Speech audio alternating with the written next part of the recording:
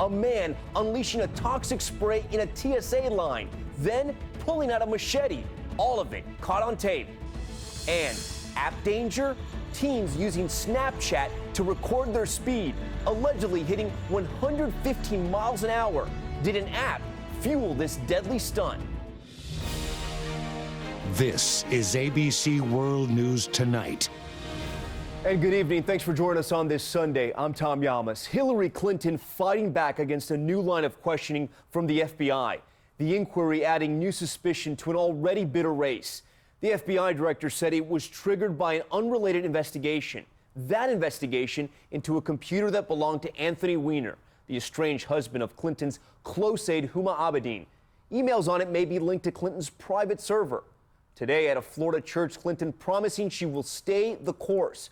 But our latest national tracking poll showing Clinton's lead has evaporated. Clinton just 1 point ahead of Trump. A week ago, she had a 12-point lead. And breaking just now, ABC News has learned that federal investigators have obtained the warrant they need to investigate the laptop that belonged to Anthony Weiner. ABC's Mary Bruce with the Clinton campaign tonight. Tonight, Hillary Clinton fighting to shake off that October shocker. Everyone is knocked down in life. What matters is whether you get back up. With 9 days to go, Clinton now targeting a new opponent, FBI Director James Comey. Some of you may have heard about a letter that the FBI Director sent out yesterday. She's questioning his motivation and demanding answers about his review of new emails possibly linked to her private server. Emails discovered on the laptop of disgraced former Congressman Anthony Weiner, the estranged husband of Clinton's top aide Huma Abedin. Weiner now under investigation for allegedly sexting a teen. Comey making the new review public on Friday, even though there is no evidence of wrongdoing by Clinton. It's pretty strange to put something like that out with such little information right before an election. In fact, it's not just strange, it's unprecedented, and it is deeply troubling. Her campaign launching a coordinated strike. It's just extremely puzzling. Why would you release information that is so incomplete when you haven't even seen the material yourself? It was long on innuendo, short on facts. So we're calling on Mr. Comey to come forward and explain what's at issue here. Let's just get all the information out there on the table. There's hypotheticals flying all over the place. Our latest polling shows roughly a third of all likely voters say the new email probe makes them less likely to support Clinton. But about 20 million Americans have already cast their ballot. Gail Greenman already voted for Clinton in Florida. Now she wishes she had more information. Does this new investigation change at all how you would have voted? If I knew what it was about, it possibly would have. On the trail today, Clinton eager to change the narrative. There's a lot of noise and distraction, but it really comes down to what kind of future we want. And tonight, Clinton is getting some backup from top Senate Democrats demanding Comey release new information on this review by tomorrow. In a scathing letter, Senate Democratic leader Harry Reid accusing Comey of trying to influence the election. Tom? Mary Bruce for us tonight. Mary, thank you. Hillary Clinton is not alone in asking the FBI to reveal more about their new line of inquiry. Will the FBI director relent? Here's ABC senior justice correspondent Pierre Thomas. Tonight, the pressure mounting on the FBI director to say more about that case after the explosive revelation on Friday. I think this was a terrible error in judgment by the director to release this kind of ambiguous letter. FBI Director James Comey this weekend began briefing lawmakers who were demanding more details about a new batch of recently disclosed emails, potentially connected to Secretary Clinton's private server. We both encouraged him to make sure that the American people have as much information as possible before they have to make a decision on November 8th. The case was reignited by an investigation of an alleged sexting scandal involving Anthony Weiner. The FBI confiscated Weiner's devices, including a laptop where sources say they discovered emails from Abedin. Those sources acknowledge the FBI doesn't know what's on those emails or whether they will turn out to be important. The focus whether those emails contain classified information and are tied to Clinton's private server. Tonight, the FBI has obtained a court order allowing them to study Abedin's emails. Justice Department officials had advised against alerting Congress, citing department tradition of not talking about ongoing investigations and not doing anything that would be seen as influencing an election in its final days. Comey has operated with extraordinary independence, and matters were complicated after the Attorney General's ill-fated meeting this summer with Bill Clinton on that tarmac in Arizona. It apparently took weeks for the revelation to be brought to the FBI director, and tonight there are questions about why it took so long. A source tells ABC News figuring out what to do was complicated, and it was back and forth over how to handle the situation. Tom? So many twists and turns just 9 days before the election. All right, Pierre, thank you. Donald Trump and his supporters fired up on the news of the FBI's inquiry at a rally in Las Vegas, reciting details of Clinton's alleged corruption, claiming she has put the nation at risk. And tonight, we've learned Trump will get some help on the campaign trail this week from his wife, Melania. ABC's David Wright is in Las Vegas tonight. In 9 days, we are going to win the state of Nevada. Nevada.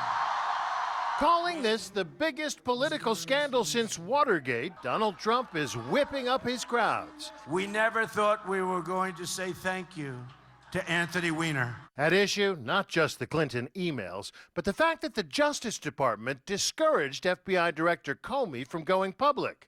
Trump calls that corruption, insisting Clinton plans to reappoint Attorney General Loretta Lynch in exchange for her loyalty. And effectively, I guess you'd call that a bribe, wouldn't you? Wouldn't that call it a bribe? How can she say they're going to make a decision on her and you're talking about you're going to reappoint? Red meat for Trump supporters. Today in Las Vegas, we met a woman in an orange jumpsuit, a Halloween costume. Hillary Rodham Clinton inmate. There's no way I could ever support Hillary Clinton, and she must be stopped. USA! And in Phoenix, Arizona, USA! USA! USA! at least one Trump supporter aimed an anti-Semitic chant at the media. Today on CNN, Trump's campaign manager disavowed him. Would you call that man deplorable? Well, yes, I would. His conduct is completely unacceptable and does not reflect our campaign or our candidate.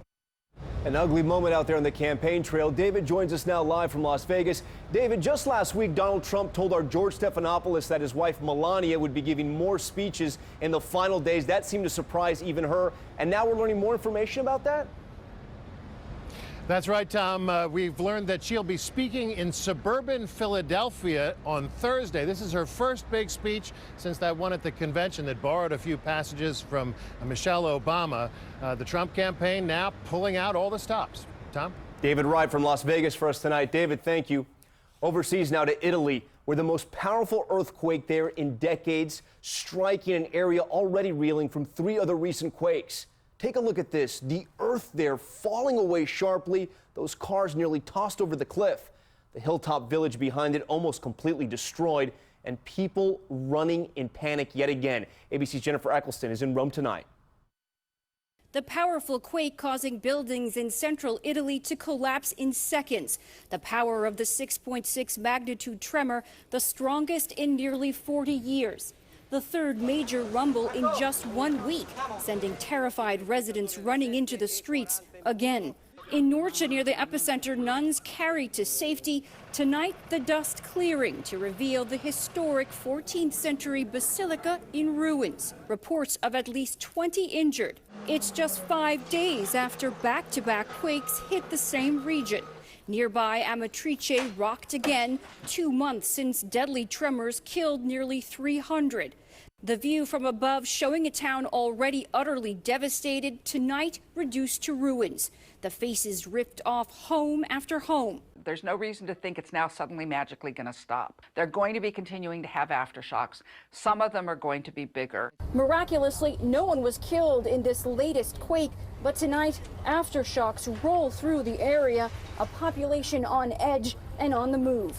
Thousands are now homeless and temporary camps are full. With temperatures dropping and fears of more quakes rising, it's going to be a long and tense winter. Tom? Incredible everyone survived when you see those pictures. All right, Jennifer, thank you. Back here at home to Chicago and the investigation into that fire on the runway at O'Hare Airport. The right engine igniting, black smoke seen for miles, and passengers sent running in panic. Federal officials pointing to a rare and serious type of engine failure, with parts of that engine flying a quarter of a mile through the air. ABC's Eva Pilgrim at O'Hare tonight. A packed jumbo jet erupting in flames, triggering panic on board just seconds before takeoff. Tonight, federal investigators revealing something inside the engine of this Boeing 767 broke apart. Examination of the engine has revealed that the stage 2 disc of the high-pressure turbine failed. The Miami-bound flight on the runway. Stay seated, jump and slide. When hot debris from the engine sparked that massive fire. This engine disintegrated, hot metal penetrates the gas tank, and we see a quick fuel-fed fire. The right side of the plane going up in flames. Everybody's coming towards the left side of the plane where I was, so everybody's pushing us and screaming. The debris flying in every direction. One piece found roughly 1,600 feet north of the plane, another in a warehouse almost 3,000 feet south. Somehow, none of the debris sliced into the cabin, packed with 161 people. I ran out into the runway, into the grass area, seeing the plane in flames, and I thought it was going to explode. 20 people taken to hospitals with minor injuries. All have been released. It's a very dangerous kind of mishap, and we're very lucky that this happened while it was still on the ground. The plane has been moved. The runway is back open again. Tonight, investigators are trying to figure out why that disc broke. They're looking at the plane's maintenance records and analyzing those pieces of debris that they were able to find. Tom? Eva Pilgrim for us. Eva, thank you. Next tonight, the internet prank hacking smartphones across America. Phones flooding 911 with bogus calls, knocking emergency call centers offline. People in need unable to get through, and those hacked phones keep calling even when you hang up. Here's ABC's Neil Karlinski. 911, what are you reporting? It was an otherwise normal night in Thurston County, Washington, when 911 operators thought they had a catastrophe on their hands. All of a sudden, the phones just went off the hook. There was no emergency. It was a hoax fueled by a malicious hack taking over people's cell phones when they clicked on this link being spread on Twitter. Andrea Jara clicked and lost control of her own phone. It just started calling 911 like crazy, and I couldn't stop. I just kept clicking the end button, and nothing was happening. It just kept recalling. She's in Florida, where 911 operators were also hit. The Broward County Sheriff among those warning of the major public safety issue. In Washington State tonight, an 18-year-old man has been arrested for investigation of data service interference. Police say he claims he spread the link after getting it elsewhere. Law enforcement are warning tonight the same link is being spread nationwide, and once you click, the only way to stop your phone from calling 911 is to fully power it off. Tom? All right, make sure to turn it off. Neil, thank you. Next to the extreme weather tonight, cities across the South could see the warmest Halloween on record, while in the Northeast, a big chill is on the way. This storm cloud, take a look over Manhattan tonight, ushering in cold weather and a big drop in the temperature. Meteorologist Rob Marciano tracking it all. Rob. It's time at first across the east today. It felt more like late August as opposed to October 30th.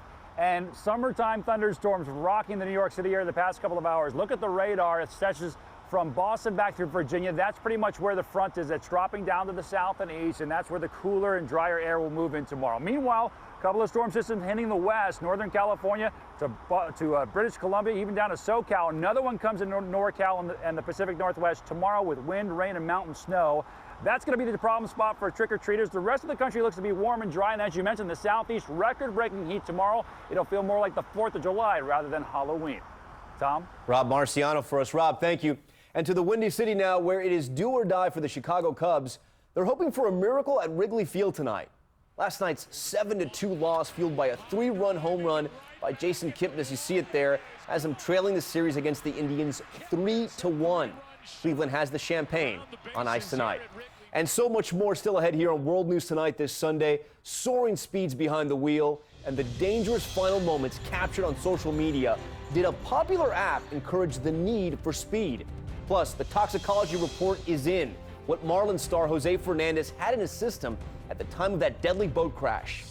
And the sweet surprise for this little trick-or-treater dressed up as his own dad who's serving in Iraq. Stay with us. ABC World News Tonight, brought to you by Cialis. When a moment turns romantic, why pause to take a pill?